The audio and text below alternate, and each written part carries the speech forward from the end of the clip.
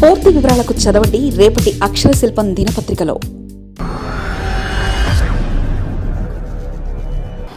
AP cabinet విస్తరణ లేనట్టేనా? ఎదురుచూస్తున్న ఆశావాహులు, ఇప్పట్లో కష్టమైనట్టున్న అధినాయకులు, సూపర్ 6 హామీలే ప్రాధాన్యత. ఆంధ్రప్రదేశ్ రాష్ట్ర రాజకీయాల్లో ప్రస్తుతం కేబినెట్ విస్తరణ అంశం హాట్ టాపిక్గా మారింది. త్వరలో మంత్రివర్గంలో మార్పులు చేర్పులు ఉంటాయని ఊహాగానాలు గత కొద్ది రోజులుగా చెలరేగుతూనే ఉన్నాయి. కొందరికి ఉద్వాసన పలికి కొత్త వారికి అవకాశం కల్పిస్తారని పెద్ద ఎత్తున ప్రచారం జరుగుతుంది. అయితే ఈ వార్తలపై తెలుగుదేశం పార్టీ ఉన్నత స్థాయి వర్గాలు అత్యంత వ్యూహాత్మకంగా స్పందించాయి. అసలు అటువంటి ఆలోచన ముఖ్యమంత్రి చంద్రబాబు నాయుడు దృష్టిలో లేదని, ఇవన్నీ కేవలం ఊహాగానాలని తేల్చి చెప్పాయి.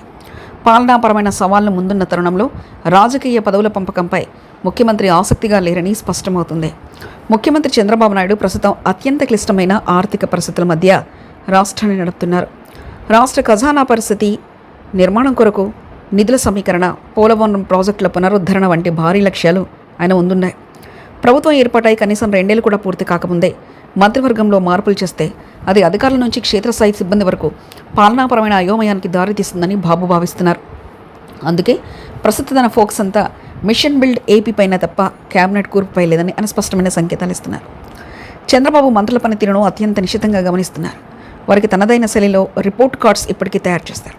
ప్రస్తుతం ఉన్న మంత్రులు తమ శాఖలపై పూర్తిస్థాయి పట్టు సాధించి క్షేత్రస్థాయిలో ఫలితాలు చెప్పడానికి కనీసం 2 నెలల సమయం ఇవ్వాలని ఆయన నిర్ణయించుకున్నట్లు తెలుస్తుంది. అప్పుడే ఎవరు సమర్థులు, ఎవరు విఫలమయ్యారని స్పష్టమైన అంచనాకు రావచ్చని ఆయన భావన. ఇప్పుడున్న మంత్రుల పనితీరును ర్యాంకింగ్ ద్వారా పర్యవేక్షిస్తున్న సీఎం ఇప్పుడే మార్పులు చేసి వారిలో నిరాశ నింపడం కంటే వారిని మరింత ఉత్సాహపరిచి పనిచేయించుకోవడమే ఉత్తమని భావిస్తున్నారు. మంత్రివర్గ విస్తరణ వార్తలు తెరపైకి రావడానికి ప్రధానంగా 2 కారణాలు కనిపిస్తున్నాయి. ఒకటి, పదవులు ఆశిస్తున్న సీనియర్ ఎమ్మెల్యేలు తమ పేర్లను చర్చలో ఉంచడం ద్వారా అధిష్టానంపై ఒత్తిడి పెంచాలని చూడడం, తద్వారా తమ ఉనికిని చాటుకోవడానికి వారు ప్రయత్నిస్తున్నారు. రెండవది, కూటమిలో అంతర్గత విభేదాలున్నాయని, మంత్రులపై అసంతృప్తి ఉందని చూపేందుకు ప్రతిపక్షాలు సోషల్ మీడియా వేదికగా ఇటువంటి లీకులను వదిలి ఉండవచ్చు. అయితే పవన్ కళ్యాణ్ మరియు చంద్రబాబు మధ్య ఉన్న దృఢమైన సమన్వయం దృష్ట్యా ఇటువంటి ప్రచారాలు కూటమిపై పెద్దగా ప్రభావం చూపడం లేదని రాజకీయ విశ్లేషకులు అభిప్రాయపడుతున్నారు. ప్రభుత్వానికి ఇప్పుడున్న అతిపెద్ద సవాల్ సూపర్ 6 హామీల అమలు. ముఖ్యంగా ఉగాది నాటికి ఇళ్ల పట్టాల పంపిణీ, గృహ నిర్మాణ పనుల్లో వేగం పెంచడం సీఎం సీరియస్ డెడ్ లైన్ విధించారు.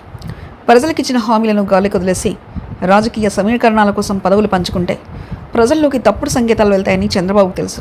అందుకే రాజకీయాల కంటే ప్రజాసేవే అనే నినాదంతో ముందుకెళ్లాలని ఆయన తన కేబినెట్ సహచరులకు సైతం దిశానిర్దేశం చేస్తున్నారు.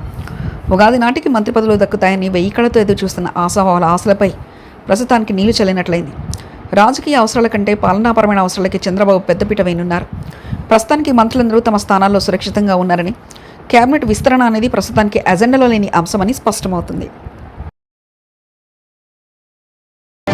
మరిన్ని కథనాల కోసం సబ్స్క్రైబ్ చేసుకోండి మీ అక్షర శిల్పం. పూర్తి వివరాలకు చదవండి రేపటి అక్షర శిల్పం దినపత్రికలో.